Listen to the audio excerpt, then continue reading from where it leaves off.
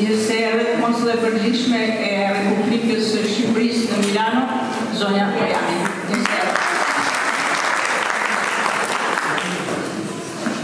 Para se t'jap fjalën në presidentit, më kujtoj e lutem që fjalët përshëndetëse të qëndrojnë brenda 2 minutave e referimet jo më shumë se 12 minuta, pasi kemi 6 referime dhe konferenca do të zhvillohet në faza. Në fund të fazës së parë do kemi një pushim kafeje 15 minuta dhe pastaj në përfundim të fazës së dytë tre ka me surprizët e saj. Një këshill do kisha dhe për telefonat që t'i mbajnë në qetësi, në mënyrë që të ndikim me vëmendje kumtesa që janë shumë të rëndësishme dhe thelbësore. Jap fjalën doktor Granit Muçaj, president i Federatës Nacionale të Shoqatave dhe Italinë.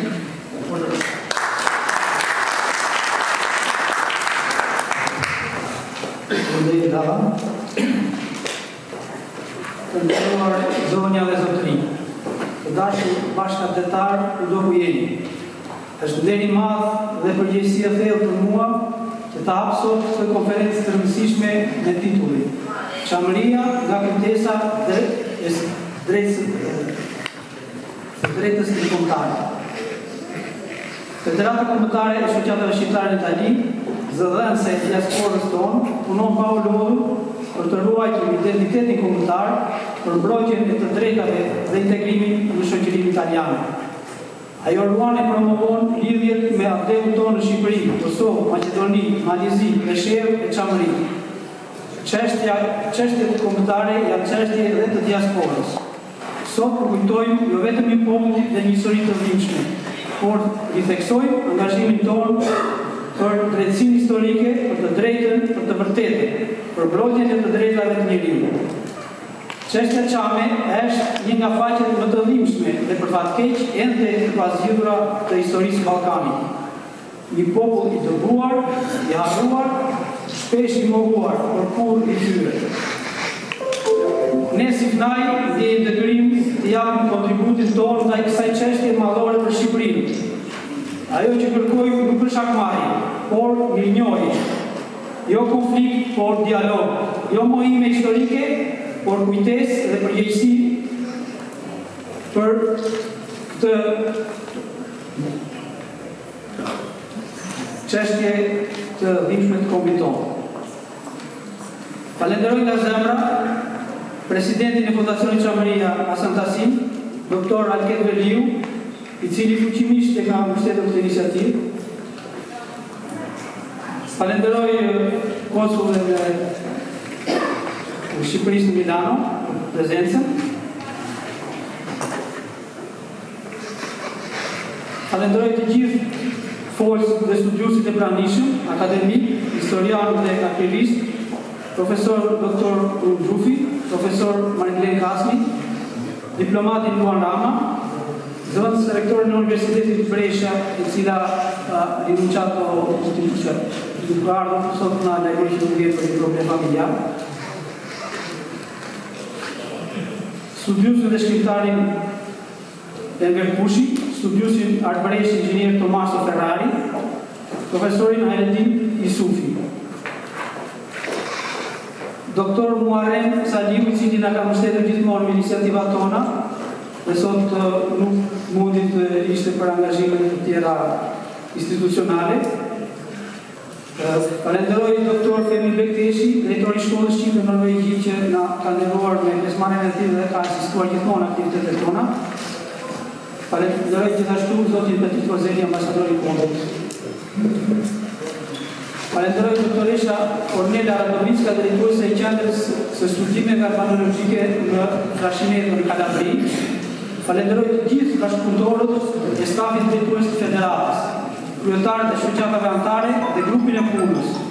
Në veçanti presidentin e mbledhjes të Federatës, zotin Petrita Liaj, profesoresha Leonida Dervishaj, profesor Ndur Shabaku, doktoresha Nifa Pema, doktoresha Jeta Aeronautik, profesoresha Monda Mara, inxhiniere Erika Qela, falenderoj moderatorën e konferencës profesoreshën Dana Turka. Përshëndes gjithashtu autoritetet italiane, shqiptare, europiane, të pranishme ose që do të marrin rezolutën e hartuar gjatë kësaj konferencë. E përfundëroj këtë fjalë me bindjen se nuk ka të ardhme pa kujtesë dhe nuk ka drejtësi pa të vërtetë. I falemnderit dhe punë të mbarë konferencës. Faleminderit President. Ftoj konsulin e përgjithshme të Republikës së Shqipërisë në Milano, doktoresha Pojani.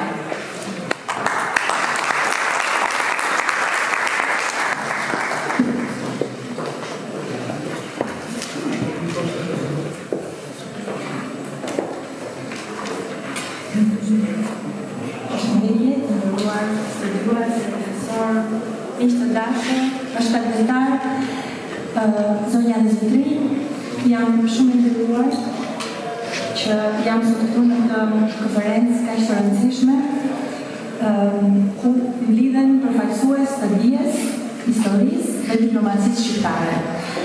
Më lejoni të shpreh mirënjohjen time për Federatën Kombëtare të Shoqatave Shqiptare në Itali, FNAI, dhe për Fondacionin Qamaria Hassan Tassini për organizimin e këtij eventi.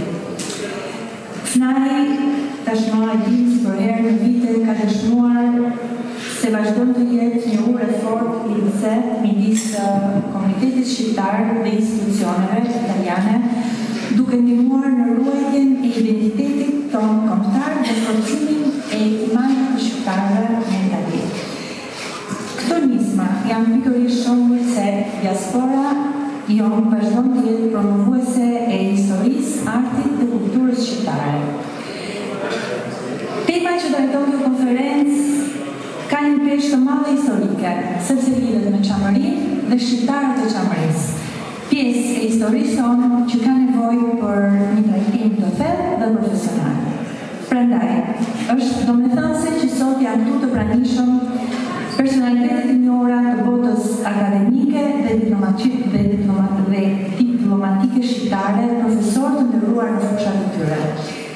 Jam nderuar që do të jem pjesë e kësaj konference duke dëgjuar me shumë vëmendje këta profesorë të nderuar, të cilët do të ndajnë sot me ne analizat e tyre profesionale. Në gjykimin tim, këto aktivitete nuk kanë vetëm vlerë historike, por edhe rëndësi bashkëkohore, sepse ndisin dialogun, shkëmbimin e ideve dhe bashkëpunimin akademik. Në emër të Konsullatës së Përgjithshme të Republikës së Shqipërisë në Milano, ju falenderoj për ftesën, ju përgëzoj për iniciativën, për organizimin e këtij eventi, ju përgëzoj për punën e palodhur që bëni në ndihmë të komunitetit dhe ju uroj suksese në ujimet e punimeve të kësaj konference. Faleminderit.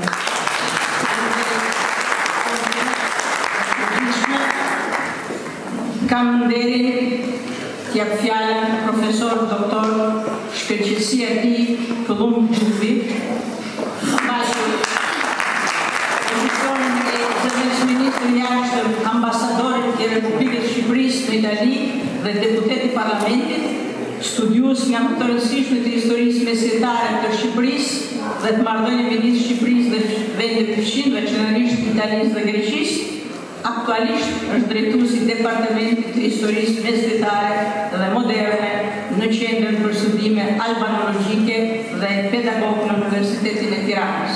Sot, profesori do të trajtojë temën çështja e Çame dhe shteti shqiptar.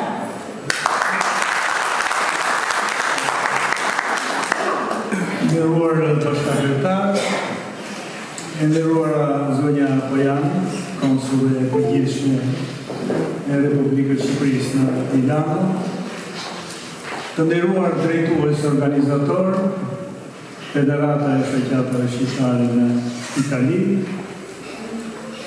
lejoni dhe të përgëzoj për këtë organizim të shkëlqyer, për një nga temat që përbën një anë të thelbit çështjes kombëtare. Çështja e Çamit është ma detajisht çështja që ka dalë në, si thua, në krye të listës, mbas zgjidhjes së problemit të Kosovës me pavarësinë e Kosovës, çështja Çami ngjelet një çështje e pazgjedhur, kështu që të organizosh në Itali një takim të tillë, një konferencë të tillë, padyshim është i merit, është tregues i lidhjeve që ka komuniteti shqiptar këtu në Itali, lidhje që në një mirë, se zonja Radha më prezentoi edhe si isha ambasador këtu, kështu që përshëndes dhe ata miq vjetër që një pjesë tyre takova këtu, me cilët kemi njohur kohë të tjera, më të vështira, shumë më të vështira për shqiptarët, se që janë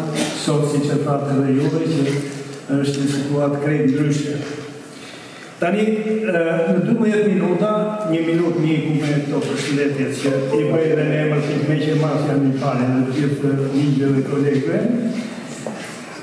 Do më dhe 10 minuta më gejve Zoti Petrit, ku jesë në mënoj Petrit që do në heqë mikrofonin mas 10 minutash.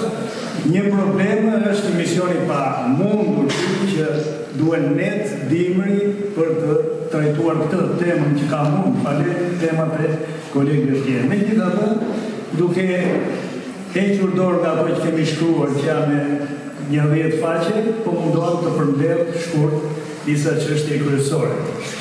Problemi i tërësisë territoriale të shqiptarëve apo i coptimit të trojave shqiptare, kjo që e alternativa, është një problem shumë i vjetër dhe që vjen para krijimit të shtetit shqiptar. Kështu që unë duhet të bëj një hyrje dhe të them që qysh në mesin e shekullit të 19, vendet fqinje që ishin krijuar si shtete kombëtare ndërkohë, Serbia në veri dhe Malizi dhe Greqia në jug, kishin përpunuar platformat e tyre nacionaliste. Serbët na çertan një sërbe të Garashanini, me të cilët sërbët donin të kalonin të merrin deri në Durrës, të gjithë Shqipërinë, po themi të veriut edhe të mesme, ndërsa grekët me platformën e tyre, me Galiten që e njohin të gjithë, donin të merrin në gjithë territoret nga Çamëria e deri në shkumbin Sipër.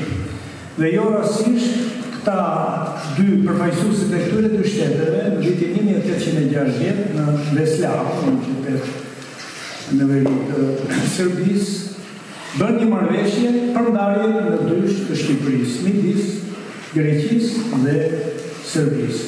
Dhe kjo është, domethënë, ky është faktori me cilin shqiptarët duhet bëni llogarit tani. Pra për të shpëtuar Shqipërinë, edhe duke qenë nën perandorinë osmane, duhet të mendoni edhe për integritetin e shtetit të arshëm shqiptar, i cili urohet që të krijojë sa më shpejt. Dhe në këto kushte kryeja Istanbul Komiteti Shqiptar i Istanbulit, që i kaluaj të një rol të jashtëzakonshëm. U krijua nga viti 1877, një ditë para se bëj kongresi i Berlinit, me personalitete vëllezërit Frashëri, apo jo, me Pashkovas Shkodranin, përfaqësues nga veriu i Shqipërisë, nga Shkodra, me Jani Vreton, me patriotë të tjerë që ishin si thuash me role të ndryshme në administratën osmane, po ishin patriotë, si Ismail Qemali, apo Abedin Pashdino, që më vonë, pak më vonë, u bë ministër i jashtëm i perandorisë osmane, në një kohë shumë të vështirë dhe që i ndihmoi kauzat shqiptare. Të gjithë këta bën një punë të jashtëzakonshme përgatitore, duke ndikuar tek trupi diplomatik që ishte në Istanbul në atë kohë, sidomos te ambasadori britanik që quhej Goshen në atë kohë dhe që u bë mik i Shqipërisë fal punës së këtyre pikërisht të këtyre personaliteteve tona, por dhe ambasadori francez që përfaqësonte një shtet i cili po themi thoi sa ishte anti-shqiptar në kuptimin që bënte interesat edhe të Serbisë dhe të Greqisë, edhe ai u kundërgu linjës politike të shtetit të tij, të Ministrisë së Jashtme franceze, e mbronte idenë e krijimit të një shteti pavarur shqiptar në kufin e tij historik, po themi. Nuk po përdorim fjalën etnik, se është që kështu. Të themi, ka hyrë në atë të gjuhën e nacionalizmit, por historia, do të thënë Shqipëria historike është përshkruar, është dhënë në hartat që nga shekulli 14, po ta shihni është që nga Gjiri i Kotorit, mbi Tivar e deri në Prevez quhet Shqipëri, Shqipëria e sipërme, la Alta Albania ose dhe Shqipëria e poshtme, Bassa Albania në këto hartat italiane që ishin me shumicë, po dhe nata franceze nga Bassa Albania dhe madje dhe angleze Lower Albania, do të thënë ishte këto ishin kufit që e njifte gjithë bota deri në atë kohë. Mirë po, përplasje me nacionalizmin grek dhe serb, natyrisht solli probleme të mëdha, të cilat u shfaqen në Kongresin e Berlinit në vitin 1978, ku Greqia nëpërmjet sponsorëve të saj që ishin Britania e Madhe dhe sidomos Franca, paraqiti kërkesën e parë për aneksimin e Epirit. Epiri është praktikisht një pjesë e madhe është Çamëria. Në Epir bëjnë pjesë edhe treva tjera shqiptare, po themi si Konica, apo ajo që është më në lidhje, dhe janë në atë kohë të cilën kryeministri britanik i asaj kohe, që ishte Lordi Beaconsfield, e quante kryeqyteti i Shqipërisë, Janinën. Ai e ka vizituar si student Janinën dhe Shqipërinë e Jugut në vitet 1930 dhe konsideron Janinën kryeqyteti i Shqipërisë. Tani ai ishte kryeministri i Britanisë Madhe në kohën e Kongresit të Berlinit. Dhe fati i madh, ai luajti një rol që e ngriu çështjen e aneksimit të Epirit me Çamërinë në thelbin e saj, e ngriu dhe e lasi një çështje që mund ta diskutojnë dy palët, Perandoria Osmane me Mbretërinë greke në atë kohë. Kështu që dështoi në këtë moment, si thuash, realizimi i kësaj ëndrrës së aneksimit të Epirit dhe Çamërisë nga shteti, nga Athina zyrtare. Megjithatë, patriotët tanë tentuan dhe me Greqinë që të krijojnë një lidhje. Kishte një interes të përbashkët, kishte një histori të përbashkët, në kuptimin që grekët dhe shqiptarët ishin popujt më të vjetër në Ballkan. Të dy ishin të interesuar për të çliruar nga Perandoria Osmane. Atëherë Ismail Qemali takoi kryeministrin grek vitin 1907, bëri një bisedë me të, por biseda ngeli pikërisht etika kardinale. Kur të krijohet shteti shqiptar, çfarë kufish do ketë? Theodori që ishte ky kryeministri grek i tha, në deri shkubim do ta marrim ne. Shkumbin e sipër është për ju. Edhe këtu u prishë që në fillim, si thuash, biseda me palën greke, biseda po themi diplomatike, me palën greke për të pasur një zgjidhje të drejtë të çështjes së kufive të ardhshëm midis Shqipërisë edhe Greqisë. Në këtë mënyrë, çështja hyri në një fazë kritike, sidomos me shpërthimin e luftës parë ballkanike në vitin 1912, e cila nuk shpërtheu rastësisht vitin 1912. Në 1912 ishin kryemritjet e mëdha të veriut në Shqipëri dhe aksioni i madh diplomatik i patriotëve shqiptarë me kryes me Qemalin për të siguruar njohjen e kombit shqiptar nga Perandoria Osmane dhe njohjen e shtetit pavarur shqiptar nga Evropa. Kështu që monarkitë ballkanike u bashkuan, Malizi, Serbia, Greqia, Bullgaria dhe filluan luftën kundër Turqisë. Qëllimi ishte që të zhvasnin, duke mundur Turqinë, e cila ishte në buzë të Greminës, të zhvasnin sa më shumë toka nga Shqipëria. Dhe kjo ndodhi. Mbas me njerë pasi Ismail Qemali shpalli pavarësinë në Vlorë në 28 nëntor, harta e Shqipërisë rezultonte e coptuar në veri, sepse në Shkodër kishin lirë malazezët, në Kosovë e kishin marrë dhe këtë pjesën të themi të Shkupit e kishin marrë serbët dhe në ju grekët hynë morën dhe i marrën dhe ishin në kufit e Vlorës. Kjo është gjendja kur krijuar shteti shqiptar në këto kushte. Po jo më kupti Ismail Qemali në fjalimin e parë që mbajti tha një frazë të madhe. Pa marrë Kosovën dhe Çamërin pa ja dhënë Shqipërisë, nuk do ketë paqe në Ballkan. Ismail Qemali ka qenë një gjeni politikës dhe kjo frazë e tij, si thua, shoqëron historinë e ditëve tona. Ai e parashikoi që nuk do ketë një paqe pa u zgjidhur ky problem.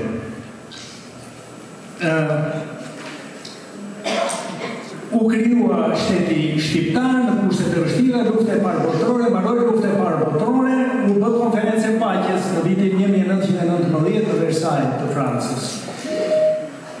Shqiptarët krijuan shpejt pas luftës një qeveri e Durrësit që do përfaqësonte Shqipërinë në këtë konferencë.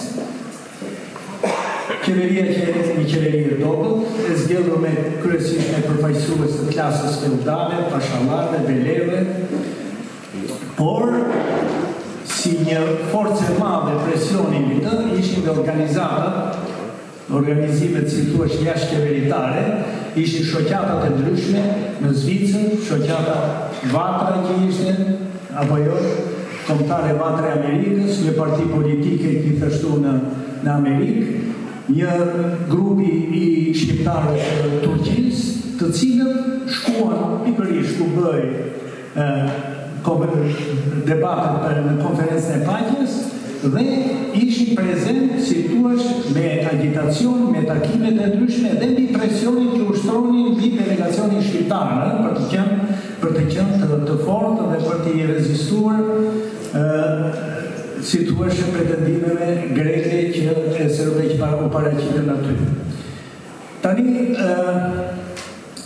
ndërkohë Çamëria ishte kushtuar vitin 1913 siç thash dhe një nga çështjet kryesore që u paraqit aty ishte pikërisht edhe ky problem i njohjes së Çamërisë dhe të Kosovës të njiheshin shtetet shqiptar, i cili praktikisht ishte njohur në konferencë ambasadore në vitin 1913. Ajo që themi ne Shqipëria londineze, fuqitë e mëdha u mblodhën në 13 në Londër dhe përcaktuan fal edhe mbështetjes që i dha idesë së krijimit të një shteti shqiptar, Austro-Hungaria dhe Italia, gjithashtu, u pranuat krijoi një shtet shqiptar pa me kufi të cunguar, duke lënë në jug Çamërinë dhe në veriut Kosovën. Në konferencën e paqes, Greqia kërkonte të avanconte akoma më shumë. Kishte marrë Epirin, po them pjesën ligore të Epirit, tani kërkonte edhe pjesën veriore të Epirit. Pra të shkonte deri në shkumbin, siç ishte programi i saj. Fa rezistencë që u bë nga delegacioni shqiptar, që kishte edhe njerëz të shquar aty, siç ka qenë Mehmet Konica, një diplomat i rregull, domethënë, kishte qenë diplomat i Perandorisë Osmane, por shqiptar, si shqiptar, kishte mbrojtur gjithmonë interesat e Shqipërisë, u arrit që të shpëtojë ajo që mund të shtohej. Me fjalë Shqipëria londineze, më shumë nuk shtohej dot, sepse Greqia kishte vazhdoni ta mbështente sidomos me forcë të madhe Britania e Madhe në atë kohë, e cila ka pasur një kryeminist që quhej Lloyd George. Lloyd George ishte mik i ngushtë i Venizelosit dhe Venizelosi i kishte premtuar Lloyd George i kishte premtuar që në qoftë se në qoftë se Britania e Madhe do i siguronte Greqisë ishujt e Egeut dhe Shqipërinë e Veriut, Greqia do i jepte Kipron si bazë navale, bazë për anijet, për flotën britanike, dhe tjetë ishujt e Egeut do i jepte në dispozicion të flotës britanike. Kjo që arsyeja e mbështetjes që Britania i dha dhe pas luftës parë botërore dhe pas luftës së dytë botërore Greqisë. Kishte premtimin që do merrte ishujt, ajo interesonte, kontrollonte gjithë Mesdheun dhe këtu si tu është Britania, duhet të vinë në viti 1999 që Britania për herë parë ka bërë një gestë të jashtëzakonshëm, do të thotë që mori pjesë, madje ka qenë pararoj të ndërhyrjes së forcave të NATO-s në Kosovë. Që të themi më, tani mbas konferencës së paqes, grekët me gjitha të munduan, Afina u mundua, mbasi bërja të traktatin e Lozanës me Greqinë, që t'i përfshinte çamët, pra shqiptarët të musliman të çamërisë, t'i përfshinte në marrëveshjen e shkëmbimit popullsive midis Greqisë dhe edhe Turqisë. Pra, dhe filloi t'i dërgoi çamët në Turqi, u nisi badhe një vapori tërë me shqiptarët të musliman të çamërisë drejt Turqisë, sikur t'i ishin turq. Këtu është roli i madh i shtetit shqiptar, akti i parë i rëndësishëm i shtetit shqiptar dhe i organizmave të tij dhe përfaqësisë së tij në Gjenevë në lidhjen e kombeve. Edhe një Frashëri, i cili ishte ambasador në Athinë i Shqipërisë në vitin 1923 e deri në 25, të cilët ngritën zërin me forcë dhe erdhi një komision i lidhjes kombeve në Çamëri dhe konstatoi që këta muslimanët e Çamërisë nuk qënda turq, por qënda shqiptarë dhe u pengua dëbimi i çamëve në drejtim të Turqisë. Megjithatë, Greqia i vazhdoi tentativat e saj. Qeveritë shqiptare gjithashtu nëpërmjet lidhjes së kombeve protestonin vazhdimisht për shkeljen e drejtave të njeriut, të drejtave të minoritetit çam në Greqi dhe si rezultat edhe Venizelos në vitin 1934 u detyrua që të krijojë një drejtori pranë zyrës kryeministit, drejtori për minoritetet, ku çështja kryesore do ishte trajtimi i të drejtave të minoritetit çam. Këtë e them për treguar që kur qeveritë shqiptare janë aksion, janë krye detyrës, realizohen edhe gjëra. Nuk është e lehtë edhe për Athinën zyrtare që si thua të mbrojë çështjen çame ashtu si e shef ajo, apo çështjen e ligjit luftës, që ne akoma jemi në luftë, apo jo, de jure ne jemi në luftë me Greqinë, sepse Greqia pas ka mbajtur, e mësuam vonë, pas ka mbajtur në Greqi ligjin e luftës, dhe nuk e mban Greqia ligjin e luftës, duke njohur Shqipërinë vend që de jure jemi në luftë, ajo nuk je pas konflikt e Shqipërisë. Nuk ka hedhur firmën në ato konflikt që u përcaktuan në konferencën e ambasadorëve 1913, apo që u rikonfirmuan edhe në konferencën e paqes të Versailles në vitin 1919. Kështu që problemet ngelen të kush i ngrirë, kush problem i nxjerr në situatë në krye të listës, dhe mbas luftës dytë botërore, siç dihet pasaj, u krijuan kushte të tjera, të cilat do duheshin thash kohë ti përshkruaj, po me një fjalë po them që krijimi i dy fronteve, i dy kampeve, kampi i demokracive perëndimore dhe kampi socialist në krahun tjetër, filloi lufta e ftohtë dhe zgjidhja e problemit çam, ashtu si dhe zgjidhja e problemit të Kosovës, u vështirësua në një shkallë maksimale. Kushtet janë ndryshuar mbas vitit 1990 në demokraci, sigurisht, krijimi i shoqatave dhe shoqata Çavëria nga Abbas Dojaka ka qenë një kolegu jon që ishte në akademinë.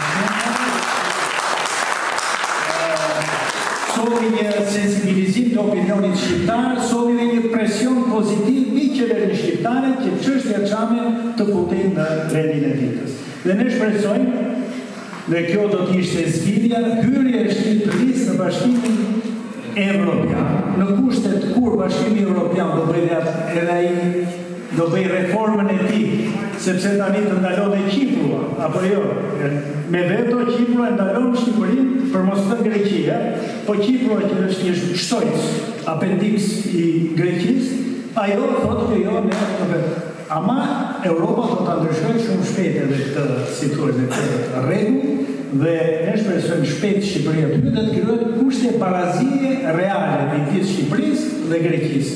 Dhe atëherë çështja e Çamit do të ketë një perspektivë zgjidhje vërtet të sigurt. Ju falenderoj.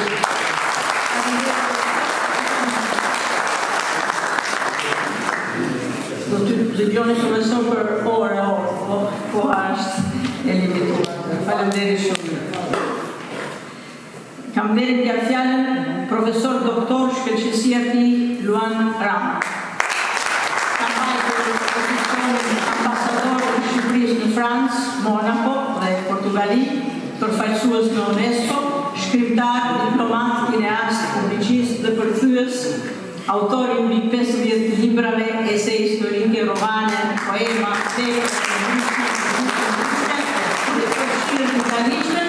është ndër themeluesit e shoqatës franko-shqiptare Albania në Paris.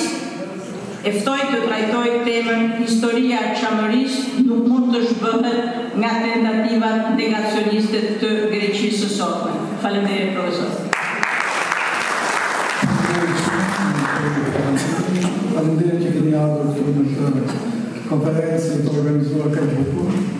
Janë federata e shoqatave shqiptare në Itali dhe kam pikasur që vërtet edhe në shkripin shqiptar, por edhe në jetën që bëjmë në shqiptarë këtu, federata përmën një rol jetë të ponqër dhe vërtet në provizoj të gjithë përfaqësuesve të shoqatave shqiptare që janë në Itali. Historia është përvojë njerëzore, është eksperiencë, mësim dhe e kaluar. Në përshkrimet e historisë kanë ekzistuar gjithnjë dy lloje historianësh. Kronistët e vërtetë, dëshmitarët e historisë, dhe ngjarjeve, luftave, armëkshimeve, zhvendosjes së popujve dhe shuarjes së qytetërimit të tyre, Pausanias apo Herodoti ishin ata që udhëtohen dhe shkruanin atë çka ju shikon të syrin, dhe agjeografët, ata që jetonin në kohët e perandorëve, tiranëve, diktatorëve, me detyrën për të shkruar atë çka u pëlqen atyre. Çka e shohim edhe sot me Putinin, që kërkon të shkruajë historinë në gjuhën e Ukrainës. Pra, ndodh që edhe kur historinë ngjarjet janë shkruar nga kronistët e vërtetë, dëshmitarë zhvilluar të një jetë e qytetërimit, kjo lloj historie kthehet në një lloj maksi për një politikë qytetare, e cila kërkon të shuajë dhe fshehë një vërtetë historike, një ngjarje të lidhur që ka ndodhur në qeverinë të radhës. Dhe në këtë rast, shembulli i Greqisë demokratike në Vajza është më së i dukshëm në sferën historike të vendeve të Bashkimit Evropian. Shumë studime janë shkruar rreth kësaj teme, shumë kërkesa janë bërë qeverive të pasmëshme greke, që pas ndryshimeve politike në Shqipëri në fillimin e viteve 90, që Greqia të kërkojë falje për krimet e kryera në emër të një ideologjie dhe urrëtie nacionale dhe masakrën historike në shqiptarëve të Çamërisë, e cila pas konferencës së Londrës mbeti në kufit e Greqisë. Por në të kundërtën, Greqia vazhdon të këmbëjë në negacionizmin e saj. Thua se kjo histori s'ka ndodhur asnjëherë dhe se s'duhet të flitet në këtë. Dihet që negacionizmi lindi si nocion në kohën kur filloi të flitet për Olimpas. Negacionizmi do të thotë më është një realitet historik, do të thotë një interpretim i deformuar i historisë, siç e kemi parë gjithashtu me ligjin e luftës që ende nuk është abroguar. Ajo që deklaroi koloneli Zerva, kur ndërmori masakrën ndaj shqiptarëve të Çamit, sekretari tuti zot dëgjohet më fjala e Çamit dhe Çamërin, duket se ka mbetur slogan i përqafuar nga tërë politika greke. Përse ky makt i madh kur flitet për Çamërin dhe Çamin? Temë që mësë fundi gjatë këtyre 80 vjetëve Greqia zyrtare varrosin në të gjitha tekstet e saj të shkollëve, apo në tekstet e vetë historianëve, të cilët jo rarë kanë guxuar të thonë në një fjalë të tyre, por që janë shkruar. Madje edhe Shqipëria, përmes presionit të ndryshme politike nga Greqia, arriti ta zhduk atë dhe nga kurrikula e teksteve shkollore shqiptare që në vitin 2018. Ky është absurd më i madh, fatkeqësisht i pranuar nga politika shqiptare që për interesat caktuara dhe jo rrallë personale, të shtrojë qilimin e historisë politike greke. Historia nuk mund të diktohet në qeverisë dhe dëshirat e tyre. Historiografia moderne duhet të ketë koncepte moderne dhe të gjykojë mbi koncepte inovatore, siç janë ato të historianit të madh evropian Fernand Braudel, lidhur me së pari me identitetin kombëtar dhe me mbi impaktin e gjeografisë mbi historinë, që është një nga konceptet revolucionare të impaktit të ekonomisë dhe lëvizjes sociale, apo të asaj që ai quante civilizacion moderne. Pra, qytetërim material. Para më shumë se 2 dekadash, kur Parlamenti francez tentoi të vendoste diçka për tekstet shkollore lidhur me përkufizimin e historisë së kolonializmit francez, historianët nuk e pranonin diktatin e politikës. Madje edhe vetë ish kryeministri francez Jacques pohoi se historinë nuk mund ta bëjnë legjislatorët. Dhe këtu ishte fjala vetëm për rolin pozitiv që kërkoi të jepej kolonializmit dhe jo siç ndodh në botën shqiptare për diktatin që i bë botën shkencore për ta shkruar me urdhër historinë. Zhdukja e fjalës Çamrik. Si mund të fshish nga tekstet historike fjalën Çam dhe Çamrik, por ato kanë ekzistuar për shekujsh. Në tekstet dhe artat e vjetra, një nga elementat më të mëdhenj të para revolucionit grek dhe pavarësi ishte konsulli francez François de Bougainville, që Napoleon Bonaparte dërgoi si konsul i tij pranë Pashës në Janin. Me qenë zyrtare sot kërkon të zhduk përfundimisht emrin Çamrik dhe Çam nga librat e historisë, çfarë ka bërë prej kohësh në botën e saj në gjuhën greke, le të diskutojmë këtu shkrimet dhe më pak dhe atë çfarë punon në vitet 1810-1820, kur udhëton apo bie fjala për Çamën dhe Çamrin, ai shkruan thjesht për banorët e Birit, por shkruan për Çamën dhe Çamrin, siç e shkruan edhe disa historianë, disa shekuj më parë. Ja çfarë shkruan ai në librin Variantë në Gresë. Në brigjet e detit Jonian, mes vendeve të mrekullueshme të thesportisë, në vendet e gjelbruara të problemin Tianis dhe Acheron, jeton Çam, që i kanë shpëtuar shpatës satrapët Janinës. Çam dhe Thesprot kanë sy të mëdhenj dhe zi, flokë të gjata e Prishtinë, kanë një lëkurë delikate, disi brune, ku shfaqet qafa e tyre e bukur seksuale me këmbë të hollë. Në vëllimin e ty të këtij libri, ai vazhdon. Fshatarët e fshatrave që ngrihen nga ana e djathtë e Tunit Tianis, të cilët i numërohen që nga Sarashorica janë shqiptarë kristianë që flasin gjuhën çamites. Në styre gjeni vitalitet të libër, një gjak të pastë, bura bjon, apo brumë dhe krenar, që nuk e durojnë do zjedhën. Madje në këtë faqe, ai sjell dhe një këmbë të bukur, këmbën e Zambarë. Në fakt ai ka shkruar 3 libra themelor për Greqinë, ku flet gjatë edhe për Shqipërinë, për Çamën. Për Çamërinë dhe fisnikët e Çamërisë kanë shkruar shumë autorë, studiues, historianë, geografë, arkeologë dhe geografë të shekullit 18-19. Jo vetëm francez, por dhe anglezë, duke filluar me Martin Lee, gjermanë, si Bartolo, italianë e tjerë.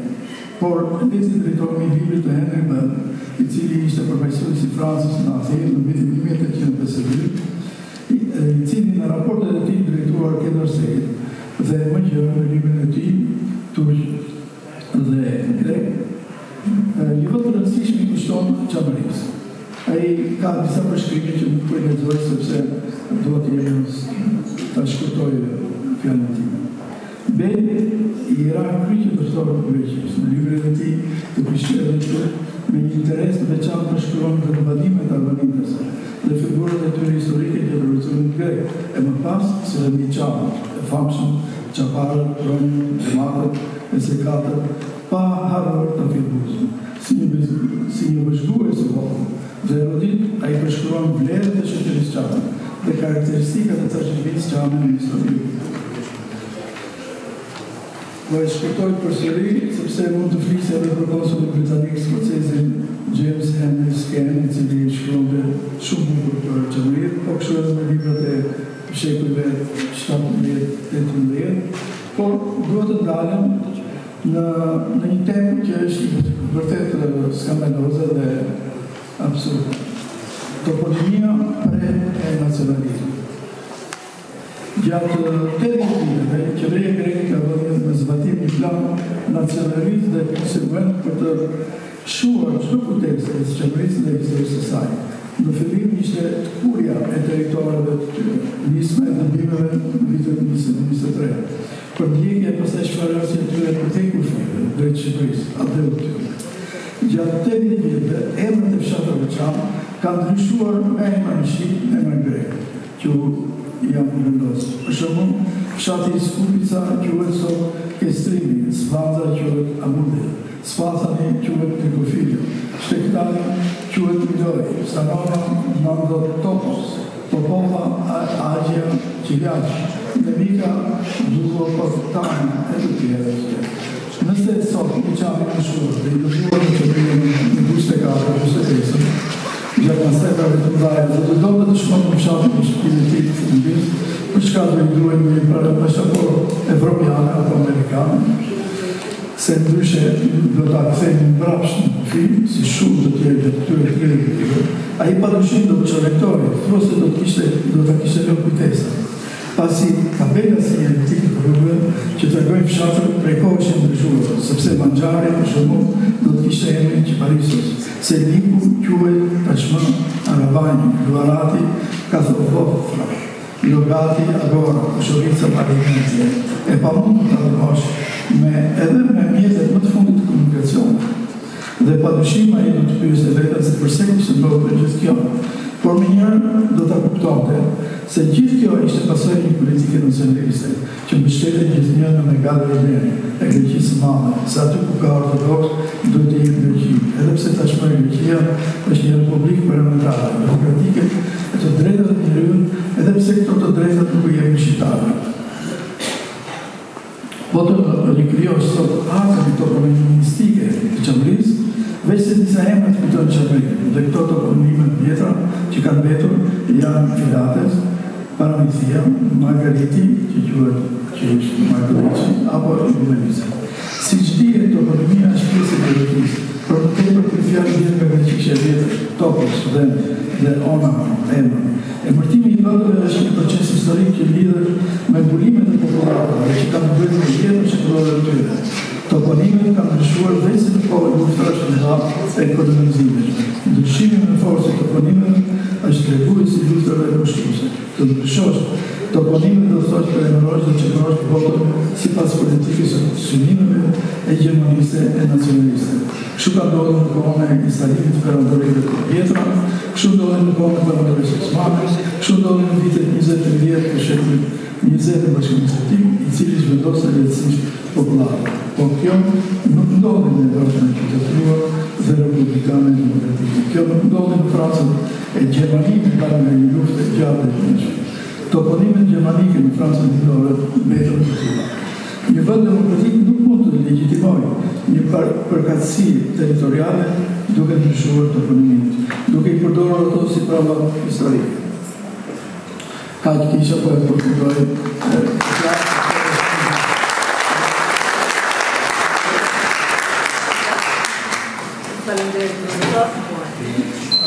Tani punon kjo, faleminderit shumë. Edhe për respektimin e kohës. Kam bërë tja fjallën profesor Marenglen Kasmi, historian, studjues dhe pedagog specializuar në historinë moderne ushtarake të Shqipërisë, me karrierë të pasur akademike dhe institucionale, është një nga zërat më të angazhuar në debatet historike shqiptare, ka qenë drejtuesi sesionit të seksionit të historisë në Akademinë e Mbrojtjes Spiro Mojsiu dhe i qendrës së botimeve albanologjike dhe enciklopedike në Akademinë e Shkencave të Shqipërisë. Në fjalën e tij do të trajtoj temën bashkëpunimit drejtorat dhe duke marrë në luftën e dytë botërore. Faleminderit, profesor. Faleminderit. Nderuar pjesëmarrës, sikurse u bë prezantimi, kjo është një temë e historisë ushtarake. Është një temë e cila ka shumë rëndësi për të trajtuar për atë që ne kemi mbledhur sot, por edhe në përgjithësi për çështjen çame, parësi, sikurse u tha titulli është Napoleon Zerva, pra generali Zerva, Pankej Zerva, i cili është përgjegjësi kryesor për masakrën e Mirat Çame, 25-30 çam në këtë periudhë, përfshirë brenda këtij numri edhe viktima, i cili e ngriti të gjithë tezën e tij dhe veprimin e tij ndaj çamëve ndaj shqiptarëve musliman të Çamërisë mbi faktin që çamët kanë bashkëpunuar me gjermanët, çka sigurisht historikisht dihet që nuk është as pak e vërtet, si kudo dhe kurdoherë mund të patur një element që ka bashkëpunuar, por këto ka qenë fenomen që i përfshirë në gjitha vendet që u pushtuan nga gjermanët dhe ndodhet sot në çdo luftë.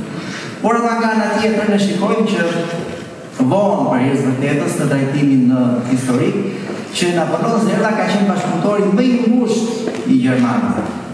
Nga tetori, 9 tetori i vitit 43 deri në korrik të vitit 44, pa pothuajse gjatë gjithë kohës së qëndrimit të gjermanëve në Greqi gjatë luftës dytë botërore. Atëherë me drejtin pyetja që si është e mundur kjo gjë. Kështu që unë do të mundohem shkurtimisht të strukturoj kontekstin tim në 3 drejtime kryesore, pra sikur se thamë bashkëpunimi i zervës me gjermanët, qëndrimi britanik dhe i gjermanëve ndaj masakrës çame, sepse edhe misioni britanik ishte pranë zervës, shtabi i zervës në këtë kohë, dhe pyetja tjetër pse u bë masakra pra gjenocidi ndaj çamëve pikërisht në këtë periudhë, pra qershori, fillimi deri në dhjetor të vitit 44. Dhe mbi gjitha pse të dyja palët si gjermanë dhe britanikët e donin Zervasin patjetër ta kishin krahun e tyre.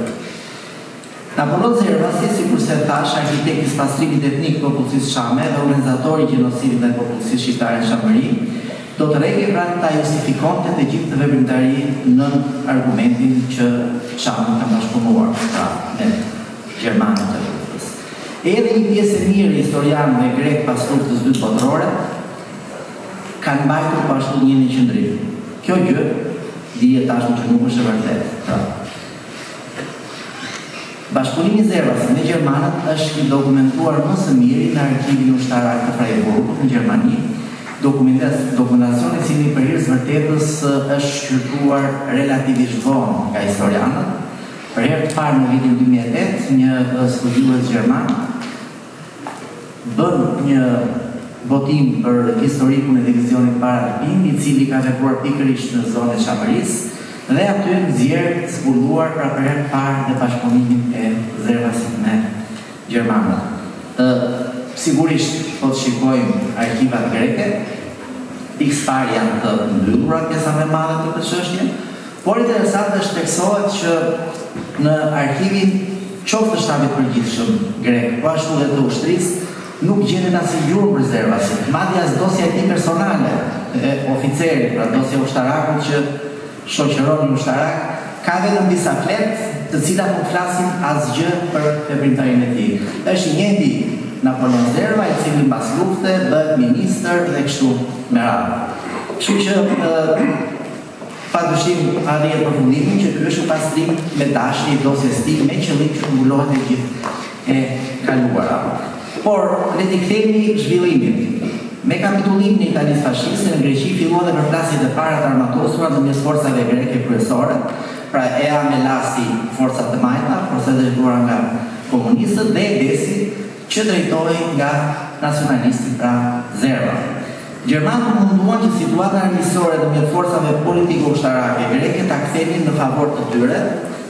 Dhe duke qenë se detyra kryesore e forcave gjermane ishte organizimi i mbrojtjes së vijës bregdetare, sikurse edhe në Shqipëri e njëjta gjë, ata përdorën strategjinë për çfarë e sfundon. Kështu që komandanti i divizionit para-alpin i vendosur në Janin dërgoi një delegacion të shtabit Zervës me qëllim arritjen e një marrëveshje me të. Ky delegacion përbëhej nga kryetari i bashkisë Janinës, nga një tregtar, Tumas, nga djaku i kishës Nasi dhe punojësit e kryqit të kuq zvicerianët Karavas dhe Biker. Pra, përbërja e delegacionit tregon që janë të përfshirë pothuajse përveç se drejtuesve pra edhe kishës, por edhe tuaj, pra kryqit kuq. Zervasi u konsiderua si më i përshtatshëm për të bashkëpunuar me ta, pasi ti e qëndrimi i tij antikomunist. Pra antikomunizmi ishte orientuesi kryesor i këtij bashkëpunimi. Si dhe vendet e tjera dhe Greqia komuniste konsiderohet si kundërshtar i madh gjermanëve dhe nuk bënte kompromis me ta. Pra e dinin qëndrimin e tyre. Ky i ashtu quajtur delegacioni i Aninës arriti në vendkomandën e Zervasit në Art, në Skiadades në pasditën e 4 tetorit të 43-shit. Në orën 8 të mbrëmjes, Zervasi e priti të delegacion, e dëgjoi në heshtje kërkesën e palës gjermane, u premtoi që ishte i gatshëm të bashkëpunonte me ta dhe u vuri 3 kushte. E para që gjermanët ta lejmëron atë disa ditë para se të rrihesh nga Greqia, çka duket nga historia që ka ndodhur. Madje jo disa ditë para tregjes, po që në kohën që mbriti nga Berlini në Athinë, urdhri paraprak për tregjen e Gjermanisë nga Greqia, që përkon pikërisht me kohën e zhvillimit dhe fillimit të masakrave, pra për të orientuar pak më tonë. E dyta, gjithë armatimi i rëndë dhe materiale ushtarake që nuk mund transportoheshin, duhet të dorëzoheshin ushtrisë së Zervës, lezo, përgatitja dhe armatosja për pushtetin pas largimit të gjermanëve, sepse i duheshin armative. Dhe e treta, ai premtoi që ishte i gatshëm të takojë dhe personalisht me generalin gjerman dhe diskutonte me të detajet të armpushimit në kohën që do vinte koha e largimit të Gjermanisë nga Greqia. Në fakt, do ta shohim që ka shumë takime ndërmjet të dy shtateve, po Zera vetë asnjëherë nuk takoi personalisht, sepse nuk donte të komprometoj personalisht në këtë bashkëpunim. Në ditën kohë u vendos, pra si përfundim, që të fillimisht bëhej një pakt me sulmi 14 ditor. Këtë periudhë 14 ditore të këtij pakti, Zervasi e shfrytëzoi për të presionuar, për të bërë presion Kairos, Salata, për të thënë me thotë që shiko se unë kam edhe opsione tjera, nëse ju nuk shtoni furnizimin, nuk shtojmë bashkëpunimin dhe kështu me radhë bashku. Përveç Edesit, sigurisht Gjermanët interesuar në qetësinë e zonës, sepse duhet kuptojmë edhe periudhën, Gjermania në këtë kohë, pothuajse në fazën e fundit të luftës, nuk u interesonte një armiqësi e shtuar ballkane, pra si Greqia, Shqipëri dhe kështu me radhë, pasi nuk kishte forcat mjaftueshme. Forcat kryesore ishin në frontin e lindjes, kështu që u përpoq që të bënte sa më shumë paqe me vendasit me qëllim që të përqendrohej në mbrojtjen e vijës bregdetare, nëse zvarkon në Latën, dhe të përgatitej po ashtu për tregjen. Kështu që gjermanët u përpoqën të bëjnë marrëveshje edhe me forcat komuniste, çka nuk arriti dot pasi u refuzuan në mënyrë kategorike pra nga komanda e Amelasit. Më vonë, disa ditë më vonë, u bëj takimi i dytë ndërmjet të shtabit të Zervasit edhe gjermanëve, gjithmonë me ndërmjetës. U paraqit Ioannis, pra një bashkëpunëtor i Zervasit, i cili lajmëroi pra kur u paraqit në pikën e takimit se Zervasi kishte pamundur të vinte, por që ai do të fliste në martim. Pra takimi nuk dështoi dhe u ra dakord që të vazhdonin me negociatat pra e bashkëpunimit. Për mos hyrë shumë detaje të këtij bashkëpunimi, i cili rezultoi i suksesshëm për të dyja palët. Pse rezultoi i suksesshëm?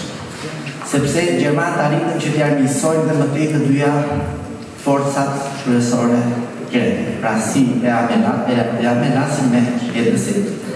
Pasi i futin në armiqësi më të madhe, bashkëpunimi i fshehtë i Zervasit me gjermanët me mbështetjen ushtarake të tyre, duke u shërbyer po ashtu atyre në sulmet që bëheshin ndaj forcave partizane, duke u mbështetur po ashtu dhe në sulmet që vetë Zervasi bënte ndaj forcave partizane, arriti që për një periudhë pra shumë të gjatë deri në korrik të vitit 24, pothuajse të dominonte në të gjithë Greqinë e Veriut, pra përfshirë padyshim edhe pjesën e Çamarisë. Pse ishte kjo e rëndësishme?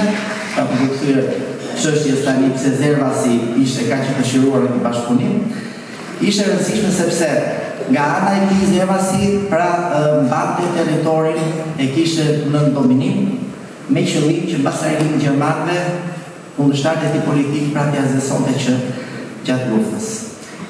Për gjermanët ishte rëndësishëm sepse bllokoi dhe zvenitej bashkëpunimi i me britanikët, çka e largonte një zbartim të mundshëm të britanikëve në Qirin e Artës, ndërkohë që britanikët duhet ta shikojnë pak më thellë të çështën e bashkëpunimit, sepse nuk është vetëm një histori vetëm greke. Ku duhet shikojmë edhe rëndësinë që, pra, kur them greke kam parasysh pushtimit grek, sepse duhet shikojmë edhe rëndësinë që kishte Greqia në politikën britanike apo të Alarmit.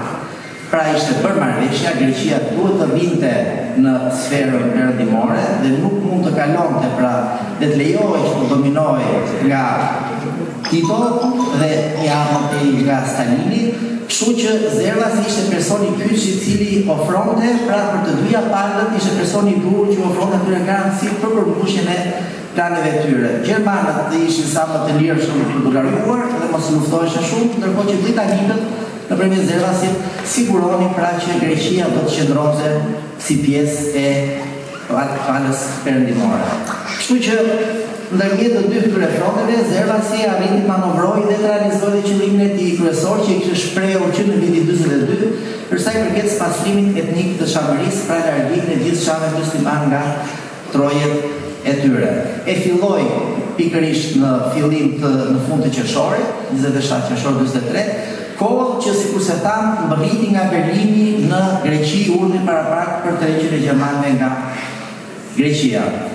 Gjermanët e mbështetën në këtë spastrim etnik, në ato masakra të pamasa që profesor Eredini do të dalet pak më vonë edhe historian, por edhe si dëshmitar okular i këtyre ngjarjeve, sepse ka qenë mosh i mbanë pra të gjitha këto ngjarje, dhe i ndihmuar pra, sikur se tham, me armët gjermane, me mbështetjen e tyre, arriti që të bëjë atë që bëri. Nga ana tjetër britanikët, cila duhet të bashkë qartë, në dijeni të gjitha këtyre planeve, nuk reaguan sepse është e dhimbshme dhe ironike, po ashtu njerëzit të thuhet që qyteti britanik ndaj çështjes Çamit në kohë.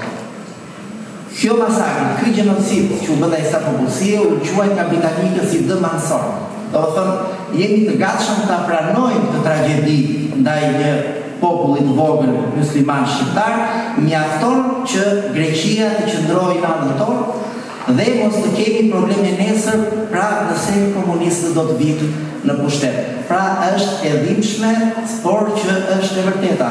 Deri tani shumë gjëra janë thënë jo hapur. Me gjermanët, sikur se tham, bashkëpunimi ka qenë i fshehur.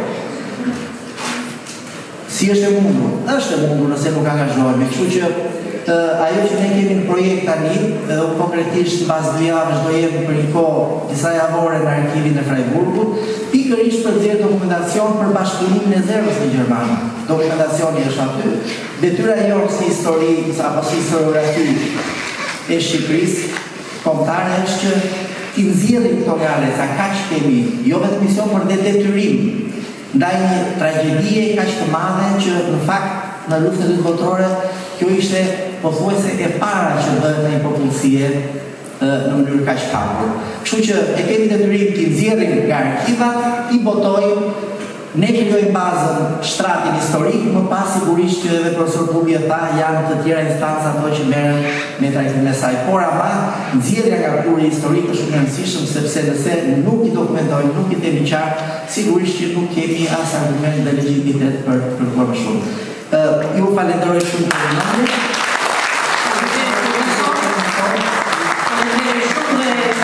Sukses në punën tuaj në shërbim të kësaj kauze kaq të rëndësishme.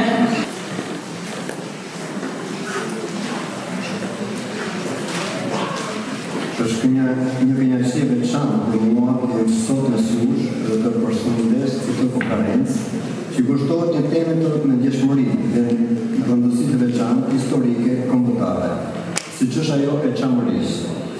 Edhe pse nuk kam titullin për të folur në mënyrë të thelluar mbi këtë çështje, e vlerësoj lart për kushtimin e atyre që merren me studimin, dokumentimin dhe promovimin vërtet historik të saj. Përshëndes organizatorët dhe të gjithë pjesëmarrësit për kontributin që jepni në ruajtjen e kujtesës historike dhe në forcimin e ndërgjegjjes sonë kombëtare. Ju falenderoj protestën dhe ju uroj mbarësi të vazhdueshme të punimit të kësaj konference. Faleminderit.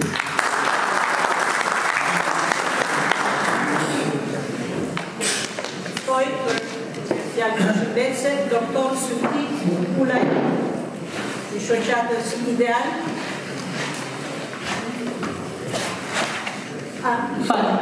Stoj doktor Sylti Ulaj, për fjalën përshëndetse, ardhur nga Zvicera,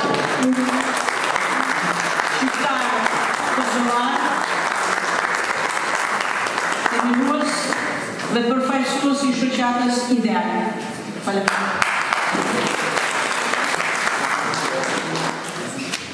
Të nderuar përshëndetje.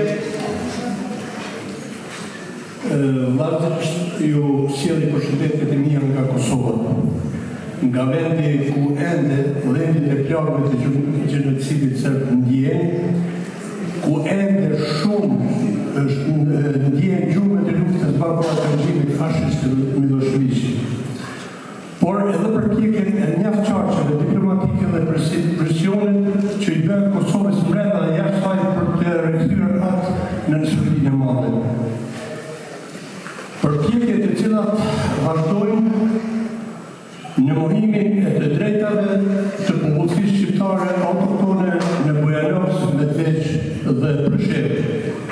Historia jonë po aq e dëmshme sa dhe trojeve tjera prej nga dhuna që u dëbun shqiptarët nga trojët e tyre. Ne fiton të ri, por mendja dhe shpirti kam mbetur tek çdo shqiptar për të ruajtur identitetin tonë, gjuhën dhe trojët tona. Prandaj, uroj që çështja e qeverisë së martirizuar të arrijë në të gjitha dyert e kancellarive evropiane, amerikane dhe më shumë për të vërtetën e rësuar dhe për të drejtën e mohuar të popullit shqiptar çam. E ndjej obligim qytetar e shqiptar të bashkohen me zërin tuaj për qamërinë, për njohje dhe drejtësi legjitime. Ju falenderoj shumë për respekt.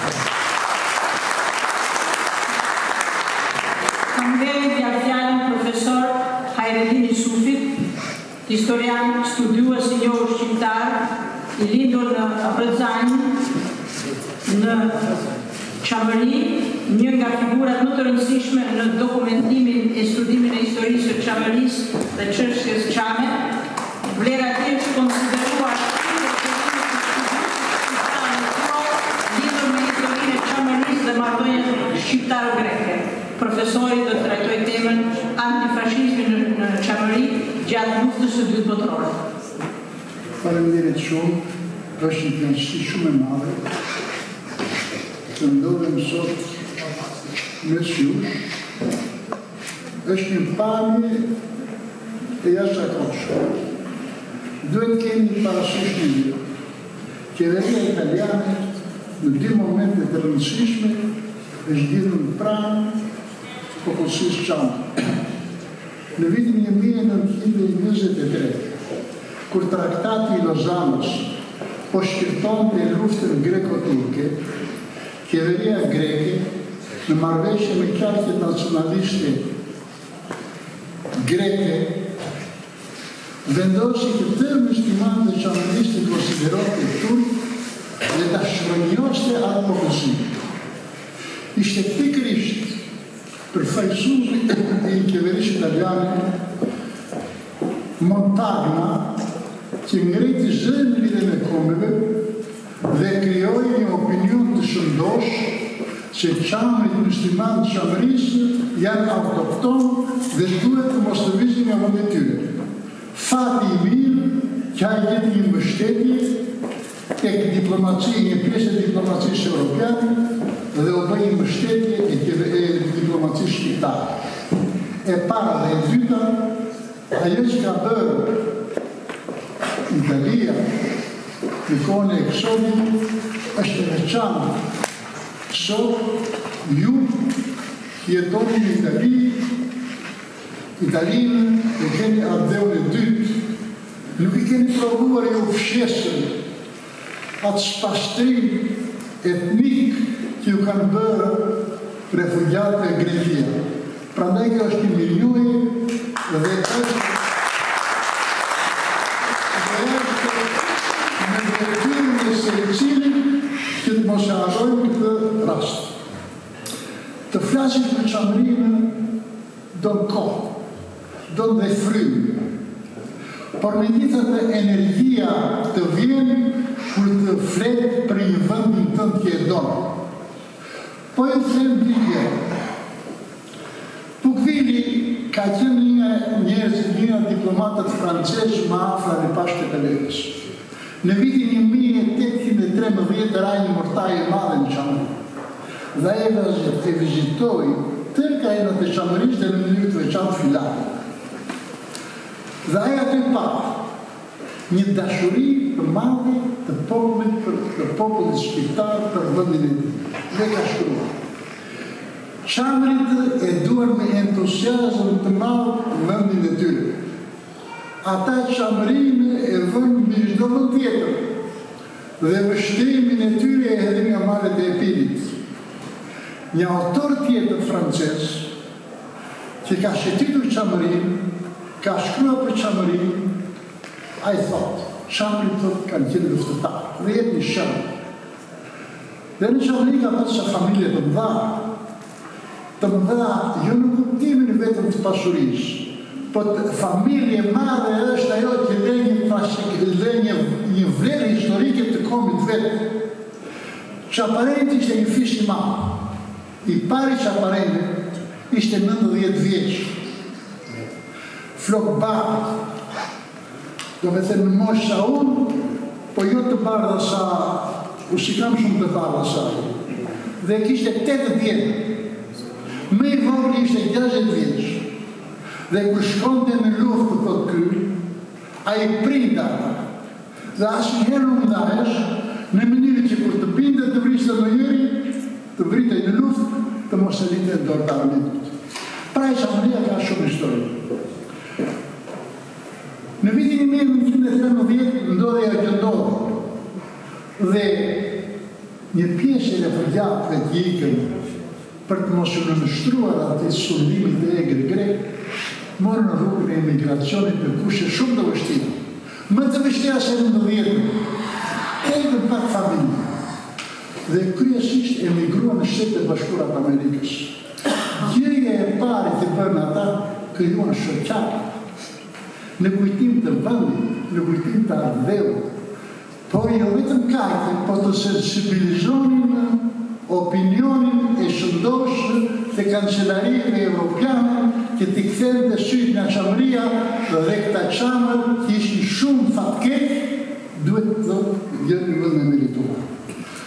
Këtu krijuan shoqata në vitin 1918 në Shtetet e Bashkuara të Amerikës, në Worcester. Ajo ishte një shoqatë shumë e fuqishme, me njerëz shumë të devotshëm, dhe gjithmonë shqiptarë larga dheut bëhen më patriotës sa në Shqipëri. Ju jenë më patriotës se ne.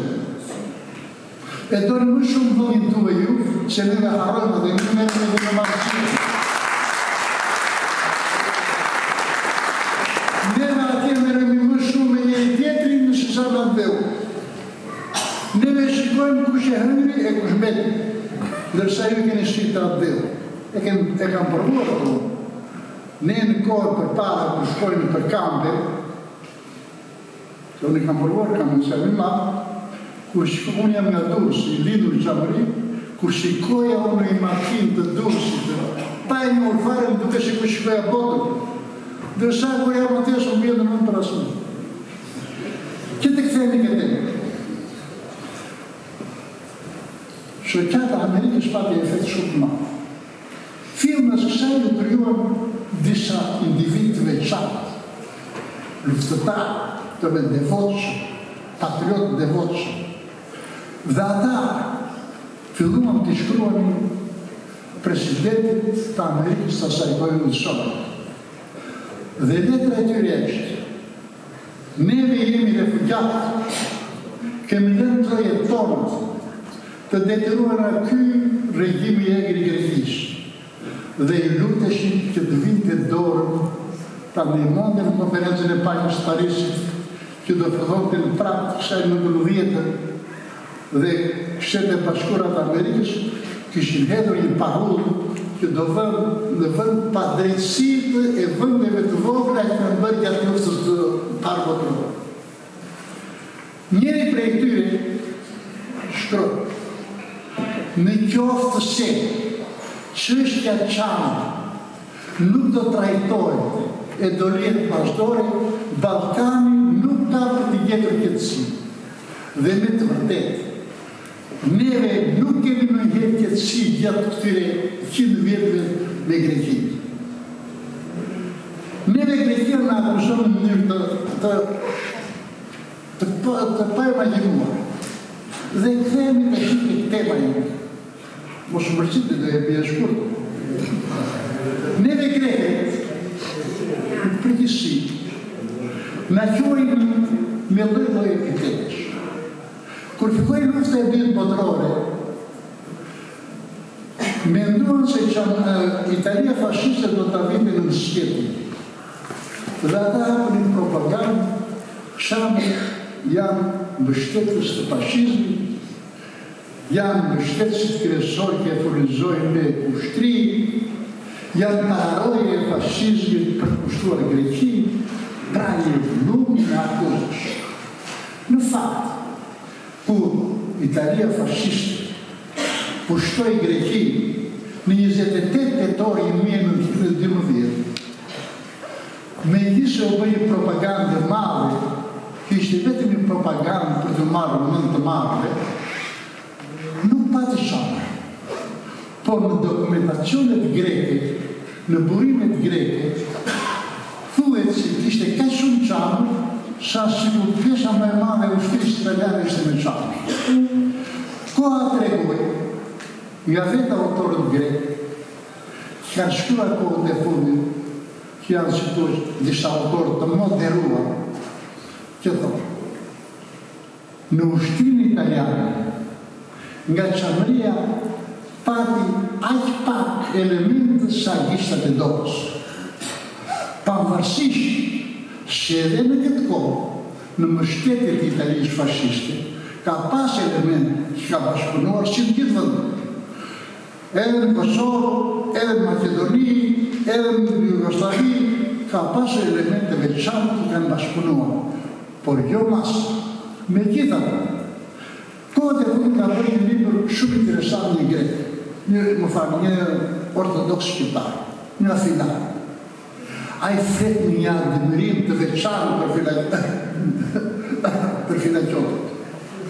Thot në momentin thot erdhi Italia fashiste dhe pushtoi Filatin, neve thot u trëmëm shumë se u hap fjala se do na thejnë muslimanët.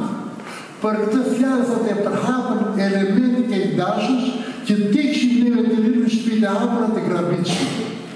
Neve jo të nëse grabitëm, nuk na dëmtuan Çamrit, por na hapën dyert e shtëpive dhe jo me emre. Sigurisht, kjo është një jo propagandë, është pohimi i të vërtetit.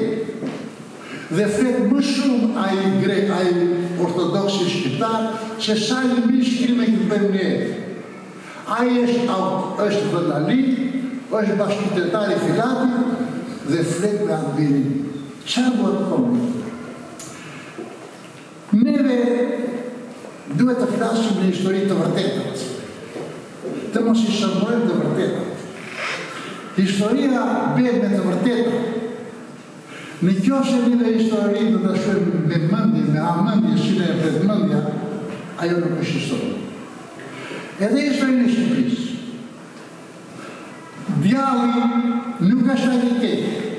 Gjithë djallën e quajnë të zi, po ka edhe djallë të bardhë. Kështu që duhet parë me vërtetësi të gjitha gjërat gjatë luftës. Gjatë luftës në Çamëri janë bërë pavarëzira të mëdha. Gjatë luftës në Çamëri janë bërë krime të shëmtuara. Pse janë bërë të krime? Greqia është një vend që nuk I do komunitetet e huaja. Nuk I do njerëzit që kanë besim tjetër. Nuk I do njerëzit që kanë gjuhë tjetër. Ka një armiqësi, por pikërisht çamrit me listë e dinë të ciklet, janë përpjekur të sillet me shumë dashamirësi, me shumë respekt. Zakonisht njerëzit e vetit, do me thënë, kur nuk kanë përkej të madhe, do me thënë, janë më të, jo të nënështruar, po janë më të bindur. Dhe sot e kësaj dite, çamrit kanë një mbështetje shumë të mëdha në opinionin shëndosh. Sot fillon të përshkojnë çamrit, se dashuria për familje mjafton të gjithë dhe vetit vetë. Të shkojnë. Unë kam qenë çamrin 89. Kam bajtë në shpindime, kam jetë gërmarë. Dhe më thot ai krishteri ortodoks që më shakaronë. Thot, merë një grush të vetë. Unë I thash, nuk po duhet fare gëvendu. Se unë thot, I thash, jetoj në plazhin e Durrësit, dhe kam një shtëpi 4 kaç, unë kisha një shtëpi të vogël si ka shohë Aristoteli, po për të treguar tjerë se kush janë, dhe ai shau ktheva unë në prevez, hapi fjalë. Por ka një juve që I peshe me një çamri, I kam pyetur dhe duhet të shkojnë në çamri. Të shtëpinë e juve, të fshati e juve, të qyteti e juve, ti fotografoni shtëpi, rënoja, të mira, të këqija në dur, dhe të regoni fëmijëve tuaj. Kur humni, në qoftë se nuk I bëni këto, fëmijët tanë nuk do të jenë më dashamirës. Humni identitetin, do me thënë shuhet çamëria. Dhe po jap një shembull. Kohët e fundit, kam gjetur një të dhënë që një vajzë nga Filati, familja e saj, jatja e saj, ishte arvatishur në Shqipëria në 49. Ky ishte nga Filati dhe shkoi në Australi. Në Australi krijoi familje dhe ajo vajza nga Australia e këtij është nisur dhe ka shkuar në Filat për të mësuar historinë e familjes saj. Ç'është historia? Kur bë masakra e Filatit, ky djali ka qenë 24 vjeç I pa martuar. Masi u bë një breshëri anash me një 80 veta, ky u paraqiti si kur ishte I vrarë dhe derisa u erësu, u qua, shkuan dhe ndihmuan ndodhi për jashtë e kalon në Shqipëri. Dhe ajo u nis për të mësuar historinë. Kjo është e vërtet, unë e kam në fotografi, komunikoj me atë vajzën, ka të regoj historinë e familjes e tjere. E them që duhet të jemi më pak, të me thënë shumë të kujdeshëm. Në anë tjetër ka rëndësi një gjë, që çamëria sot sa më shumë të shkruhet, aq më shumë të venjosë. Por neve nuk do ta kishim këtë fat që jemi sot bashkërisht, në qoftë se nuk do të kishim fondacionin por të pasur. Dhe meriton një vlerësim të veçantë që na krijon mundësinë të shifemi, të njihemi, të komunikojmë e të mos harrojmë asnjëherë. Faleminderit.